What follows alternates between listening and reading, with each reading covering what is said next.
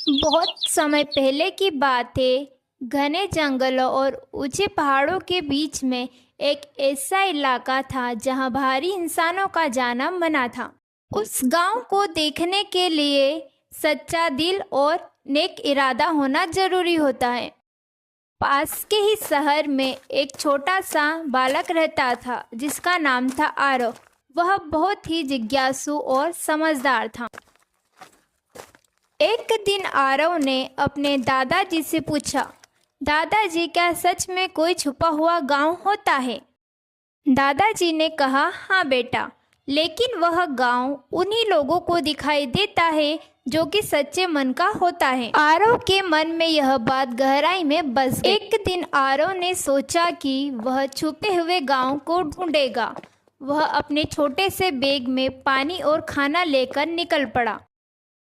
जैसे जैसे वह जंगल की ओर चल पड़ा तभी घने जंगल और पक्षियों की आवाज़ें तेज हो गई। अचानक रास्ता गायब हो गया और आरव घबरा गया।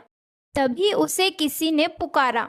आरव ने देखा कि एक तोता उसके सामने बैठा है। तोते ने कहा, अगर तुम्हें छुपा हुआ गांव ढूंढना है तो तुम्हें 3 परीक्षाएं पास करनी होगी। आरव ने हिम्मत जुटाई और कहा, ठीक है, मैं तैयार हूँ। तोता आरव को एक झील के पास में ले गया जहाँ पर एक घायल हिरण पड़ा हुआ था।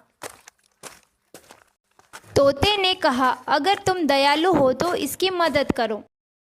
आरव ने हिरण को पानी पिलाया और उसके पाँव में पट्टी बांधी और वह तब तक वहाँ रुका जब तक हिरण चलने लायक नहीं हो गया। हिरण की आंखों में आंसू निकल आए और उसने कहा, तुम्हारी पहली परीक्षा पास हो गई। आगे बढ़ते हुए आरव को एक चमकता हुआ सोने का सिक्का मिला। तभी एक बूढ़ा कछुआ आया और बोला, यह तो मेरा सिक्का है। आरव जानता था कि वह सिक्का बहुत कीमती है, लेकिन उसने बिना सोचे वह सिक्का कछुए को लौटा दिया। कछुआ मुस्कुराया और बोला, तुम ईमानदार हो। इसी तरह दूसरी परीक्षा भी पास हो गई।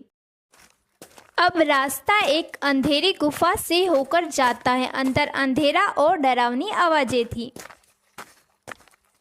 आरव डर गया, लेकिन उसे अपने दादाजी की बातें याद आ गई कि सच्चा दिल डर से बड़ा होता है। उसने सीटी बजाई और हिम्मत से आगे बढ़ गया।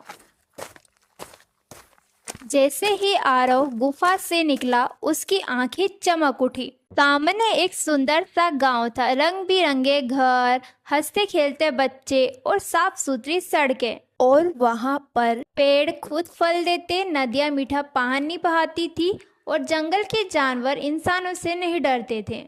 यही था छुपा हुआ गांव सत्यपुर।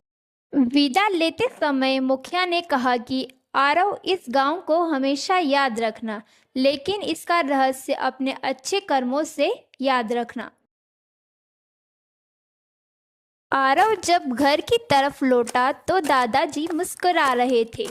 दादाजी ने कहा, तुमने छुपा हुआ गांव देख लिया है ना? उस दिन आरव ने जान लिया कि छुपा हुआ गांव बाहर नहीं बल्कि हमारे अच्छे दिल के अंदर होता है।